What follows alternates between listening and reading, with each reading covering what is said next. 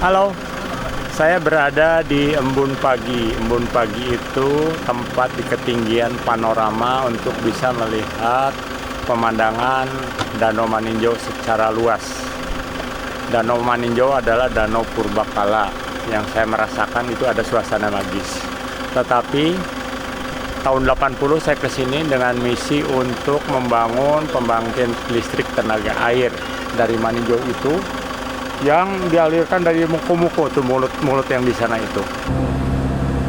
Bule-bule dulu sering lomba berenang dari sini. Ya, sekarang udah bau, mana? Bau, gatel. Ya, neolnya gatel ya sekarang udah. Dulu saya minum tuh nggak disaring loh. Ini kan udah agak menghijau, Pak. Takutnya itu alga gitu. Iya pasti nih. Dulu tuh mata air minumnya nggak pakai treatment kok. Cuma dipompa ke tangki terus langsung dipakai di rumah.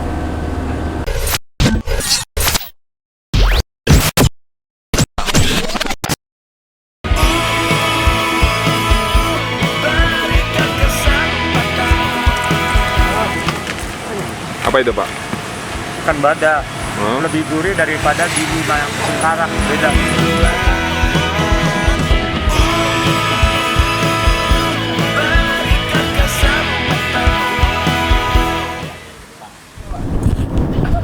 Oke pemirsa, sekarang kita masuk ke Kelok 44. Ini kelokan yang pertama. Kayaknya dari atas ya satunya ya. Dari bawah. Dari bawah. Wah, jalanannya ekstrim pemirsa. Oh ini kayak di yang mau ke arah Banyuwangi nih, modelnya begini nih. Japungnya tuh kelihatan. Ikut kah? Nak buat turunan Pak Fajar? Ini pemirsa, serem. Ini pemirsa tuh, lihat tuh. Ya. Gila, jalanannya seuprit gini. Mancing nganga saya. Oh. Langsung tarik, patah. Tuh. Ih, ngeri banget. Lah.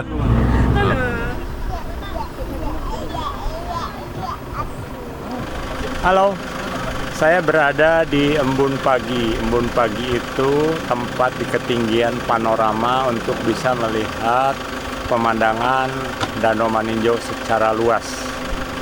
Danau Maninjau adalah danau purbakala yang saya merasakan itu ada suasana magis. Tetapi tahun 80 saya kesini dengan misi untuk membangun pembangkit listrik tenaga air dari Maninjau itu yang dialirkan dari Muko-Muko tuh mulut yang di sana itu ya. Jadi dari air yang tenang ini bisa menghasilkan listrik 68 megawatt ya. Bisa melistriki kota Padang sekitarnya ya, pada saat itu masih menggunakan diesel. Dan di sini masyarakatnya unik, dalam arti kata tuh sangat baik kalau kita baik, tapi jangan coba-coba mengganggu mereka ya. Dan di sini juga masih waktu saya di sini ada yang dipanggil inyak itu harimau ya, tidak banyak tapi sekali muncul. Itu adalah simbol dari Kabupaten Agam. Dulu dibangun ya tahun 80, selesai tahun 83 ya. Dan setelah itu saya mengoperasikan dan alhamdulillah beroperasi secara mulus ya, nggak sampai 5 tahun biayanya itu bisa kembali lunas dan pembangunannya pun waktu itu berjalan lancar dan mulus ya, walaupun ya memerlukan keseriusan ya. Dan waktu itu hampir semua tenaga, mulai dari tenaga penduduk setempat dari Jakarta, dari Jepang, kemudian dari Eropa, Switzerland waktu itu ya, kita bekerja sama. Alhamdulillah saya membuktikan sendiri karena langsung saya yang mengoperasikan ya. Selama 7 tahun saya mengoperasikan ini tidak ada masalah yang berarti ya. Dan Danau Maninjau ini unik, punya ikan tersendiri yang rasanya berbeda, namanya ikan bada. Kemudian ini tidak ada sungai masuk, sepenuhnya air berasal dari mata air dan sangat bersih waktu dulu. Sayang seribu sayang sekarang tercemar oleh ya materialistik manusia ya, karena orang lebih mudah mencari uang dari keramba-keramba jaring apung yang itu kotoran dan sisa makanannya lebih dari 200 ton setiap hari menutupi pori-pori mata air. Dan sekarang gatal kalau mandi di sini. Kalau zaman saya dulu minum aja nggak pakai di treatment ya. Tapi mudah-mudahan lah ke depan ada kesadaran masyarakat, dan nanti kita sekarang mempunyai rencana mendidik masyarakat untuk menghasilkan biomasa eceng, termasuk eceng gondok yang ada di danau, dan semak belukar yang tadi sepanjang jalan bisa menjadi batu bara yang mempunyai nilai. Nah, kalau ada penghasilan lain alternatif, tentunya mereka kita harapkan bisa meninggalkan jaring apung yang sangat mencemari danau. Ya, bismillahirrahmanirrahim, mohon doa restu. Oke pemirsa, sekarang kita ke tujuan selanjutnya. Ini rumah makan Tiku.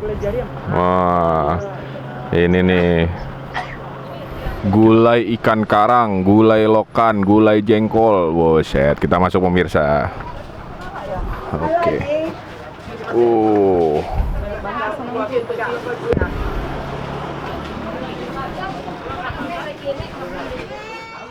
Pemirsa, Kau nanti cari kok. Boleh cari yang. Nggak pakai itu ya? Bapak doyan. Oh, yang tambuahnya biasanya nak. Pakai daun tuh udah nggak pakai bagus, udah nggak caja. Ini kata caja dikasih daun ininya. Oh, cuci tangannya pakai ini. Iya, bukan tempat air minum. Masa minum?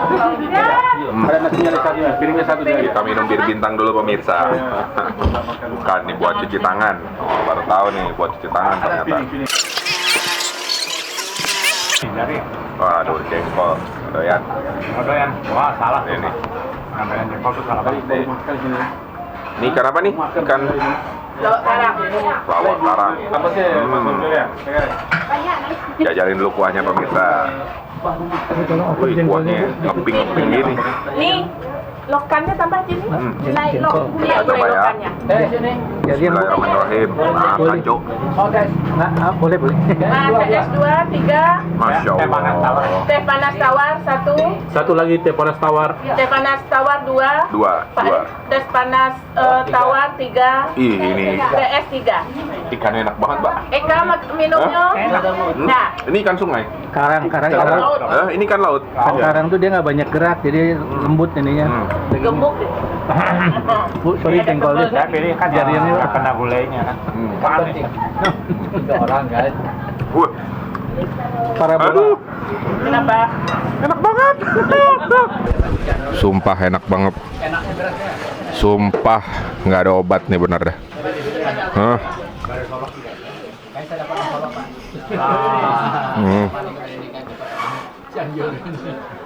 Pak Supriyadi nostalgia. 30 tahun yang lalu katanya beliau ke sini. Kalau ke Padang udah biasa ya, tapi kalau ke ini apa Parimanan ya? Pariaman. Tiku, wah tuh Kabupaten Agam. jarang ada orang yang kesini. Ini namanya Odi Agam. Aduh, ini luar biasa pemirsa. Kalau ke Padang udah biasa kota Padang Bukit Tinggi, tapi ini di daerah yang agak unik ini. Lupa tadi apa namanya. Nanti saya share deh ininya ya. Oke, kita lanjut lagi. Ini kita mau ke Bukit Tinggi, ya. My Toast My Adventure. Nah, Pak Supriyadi nostalgia. Cari misalnya metode apa yang kita jadikan riset kan? Iya. Bisa itu bisa berburu. Oh dia masih sob kapan tuh Pak? Oke pemirsa, sekarang kita sedang ada di Jam Gadang di Bukit Tinggi. Oh, kalau di London ada Big Ben, di sini ada Jam Gadang. Oh, untuk pengunjung yang seramai ini bersih, jalanannya juga bersih. Ya kalau ada 1-2 lah, oke lah. Cuman ini benar-benar bersih. Saya Saya sekarang berada di halaman Jam Gadang. Speechless lah. Karena dulu memang ini hari-hari tempat bermain, tempat saya belanja, tempat saya bekerja. Ya. Saya tinggal di sini 7 tahun lebih. Dan Jam Gadangnya masih seperti ini, hanya catatannya berganti. Lingkungannya sudah banyak yang modern. Pengunjungnya luar biasa, udah tidak terbayangkan dulu bakal seramai ini ya. Hanya satu yang bisa konsisten tetap, hawanya yang sejuk dan bersih serta kebersihan ya.